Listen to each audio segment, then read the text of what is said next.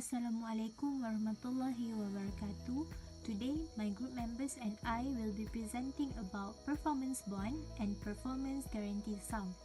My name is Siti Nurfrida Azira binti Muhammad Fikri and my group members are Raja Najwa Najiha binti Raja Syamil Yahidin and Nurul Afika binti Zambari. What is the performance bond and performance guarantee sum? A performance bond or contract bond is a surety bond issued by an insurance company or a bank to guarantee satisfactory completion of a project by a contractor.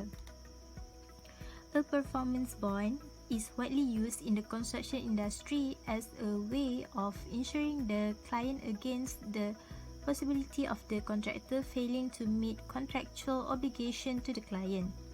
Performance bond can also be required by other parties to a construction contract. Performance guarantee sum. A performance guarantee is a contractor's promise to complete the project undertaken. Performance guarantee is a document that legally confirms that the contractor will complete the contract that have been undertaken.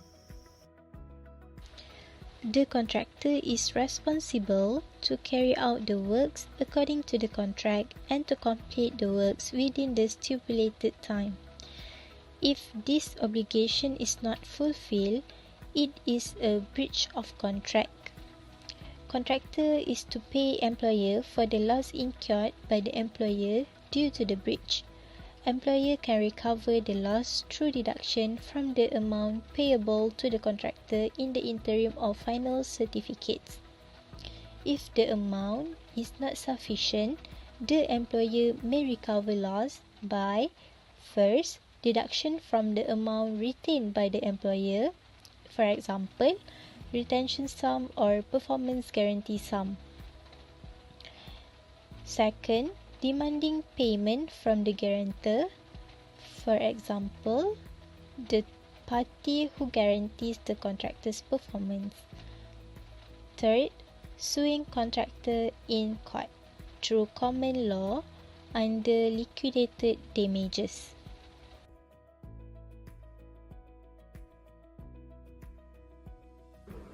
Clause 13.0 will explain about the performance bonds and the performance guarantee sum. Firstly, the contractor is required to submit the performance bond before he is allowed to start the work on the site. Meanwhile, the performance guarantee sum is an alternative form of guarantee for non-performance of construction contracts. Generally, in the clause of 13.1a, a performance bond is an agreement between the government, the contractor, and the third party. The third party agrees to pay a sum of money to the government in the event of non-performance of the contract by the contractor. The duration of the performance bond is from the date of possession until 12 months after practical completion or making good effects. Here is the examples on how performance bonds is stated. From the same clause, it is also explained about the amount of guarantee. The value of the performance bond must be for an amount equal to the 5% of the contract sum. The value of the performance bond will not change even the contract sum changes. For instance, if there is any variation order of work. Here are the examples of the calculation of performance bond. As we can see, the value of the 250,000 is 5% out of the 5 million of the contract sums. Clause 13.3 explains about the uses of performance bond. The performance bond can be used at any time whenever there is any non-performance of the contract by the contractor. The government has the right to set off an amount to cover its losses and expenses arising from the contractor's non-performance of the contract and not forfeiting the whole amount of the bond. The performance bond may be used in the following circumstances. First, if the payment or defects made good by others if the superintendent officer elected to do so. Second, payment of work executed by others if failure by the contractor to perform work when instructed. Third, payment of removal of improper work, materials or plants. The fourth one is the reimbursement of insurance premium paid by the employer if the contractor fails to insure as required. The fifth one, the recovery of liquidated damages. And the last one is the recovery of loss in determination of employer. Clause 13.4 is also explaining about the use of performance bonds. The amount of performance bond may be depleted over time due to the withdrawal by the employer to pay for the non-performance by the contractor. However, the value of performance bond must always be maintained at 5% of the contract sum at all times. This is helped to ensure that there is an adequate funds in the bond to be used by the government when it is necessary. Clause 13.5 is the release of performance bond. The performance bond provides protection to the government against non-performance of a contract by the contractor, and it will be released to the contractor when the work has been completed and the defects made good by the contractor. Here are the visual presentations of when the performance bond is released, which are 3 months after the CCMGD.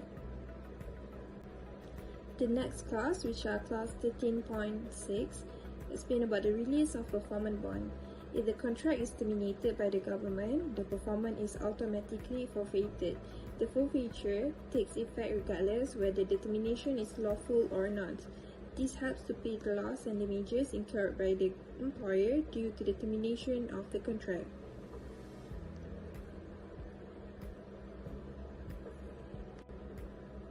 Next, we are going to discuss about the performance guarantee sum. Under clause 13.1b, the performance guarantee sum becomes mandatory if the contractor fails to submit performance bond on the date of possession of site. It becomes mandatory if the contractor fails to take his choice during tender, for example, the form of the tender. Clause 13.2 explains about the deduction of performance guarantee sums. This is an alternative form of guarantee for non-performance of construction contracts. The contractor may be opted for a performance bond in the form of performance guarantee sum instead of cash, treasury deposits, banker's draft, banker's or insurance guarantee. The difficulties faced by the contractor in providing performance bond are to pay the premium, which normally takes from 2% up to 3% of the amount insured, to pay a collateral that normally is in the form of cash or deposit assets and equal to the value of the amount insured by the bank, which is 5% of the contract sums. Lastly, this clause also explains about the payment of performance guarantee sums. The money retained by the government is released 12 months after the defect liability period or after all defect has been made good by the contractor, whichever is the latter. The amount retained by the government can be released earlier if it is requested by the contractor and the contractor deposits a performance bond with the government, which is equivalent to the 5% of the contract sums.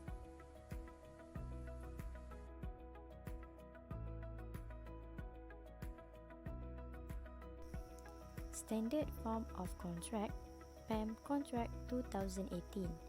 Performance Bond under PAM 2018 involve Clause 39.0, which explains that the procedure to be followed for the performance bond, which include validity and release of performance bond, application of performance bond, and condition precedent.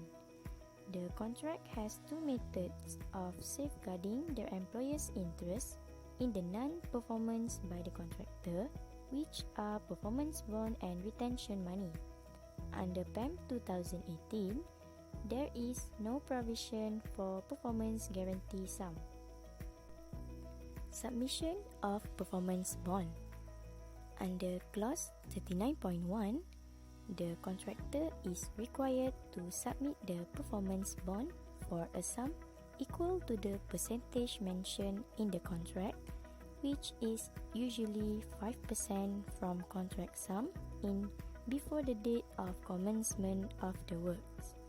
This will serve as a security for the employer where the contractor fulfill his obligations under the contract until the practical completion of the work. Form of the performance bond.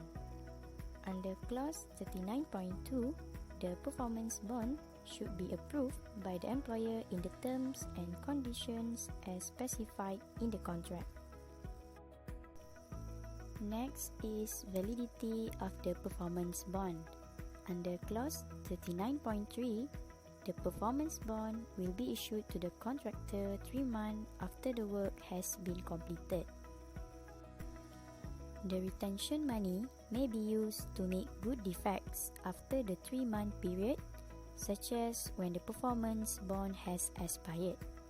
If the contract cannot be completed on time, the duration of the performance bond must be extended accordingly. Failure to extend the validity. Under clause 39.4, the contractor must ensure that the performance bond remains valid throughout its validity period. If not, the employer has the right to make a deduction from any payment due to the contractor for an amount equal to 5% of the contract sum.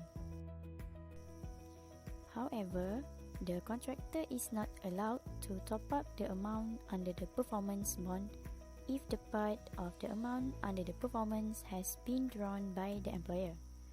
This is probably because the employer has another protection, such as retention money, which can be used by the government when necessary. Payments from the performance bond. Under clause 39.5, if there is any breach of contract, the employer can claim the performance bond for the non-completion works, rectification of works, and losses suffered by the employer. The remaining of the performance bond will be released back to the contractor without interest after the completion of the works on site. Return of performance bond. It cuts the portion of money kept into half and refunds during the issuance of certificate of practical completion and issuance of certificate of making good defects to the contractor. If the contractor determines his employment, the performance bond is to be returned to the contractor within 28 days for cancellation. The performance bond cannot be utilized by the employer in this case, since the determination is not due to the contractor's faults. Comparison between PWD Form 203A and PAM Contract 2018. The first one is submission of performance bond. In PWD Form, Clause 13.1a, the contractor shall provide the performance bond on the date of the possession of site. In PAM Contract 2018, Clause 39.1, the contractor shall submit the performance bond to the employer before the date of commencement. Second, form of performance bond. In PWD form, as highlighted in Clause 13.1a, performance bond shall be in the form as in Appendix, issued by an approved licensed bank or financial institution incorporated in Malaysia. Meanwhile, in PAM Contract 2018, Clause 39.2, performance bond shall be in the form as specified unless approved by employer. Third, validity of performance bond. In PWD form, as highlighted in Clause 13.1a, the performance bond shall remain valid and effective until 12 months after the expiry of the defect liability period or the issuance of the certificate of completion of making good defects. Meanwhile, in PAM Contract 2018, in Clause 39.3, the performance bond shall be remaining valid until 3 months after the completion date. Contractor has the duty to extend the duration to expire after the projected practical completion of the works. Failure to extend validity. In PW Form 203A, as stated in Clause 13.2, if the contractor fails to submit the performance bond on the date of possession of site, a deduction of 10% shall be made for the first interim payment and subsequent interim payment until the total amount deducted aggregate to sum equivalent to 5% of the contract sum. Meanwhile, in PAM Contract 2018, as stated in clause 39.4, if the contractor fails to submit or maintain the validity of performance bond, employers shall be entitled to withhold or deduct an amount equal from contractor's progress payment. Payment from performance bond. In PWD form, as stated in clause 13.6, in the event that this contract is terminated under clause 51, which is event and consequences of default by the contractor, hereof the said performance bond or any balance thereof shall be forfeited.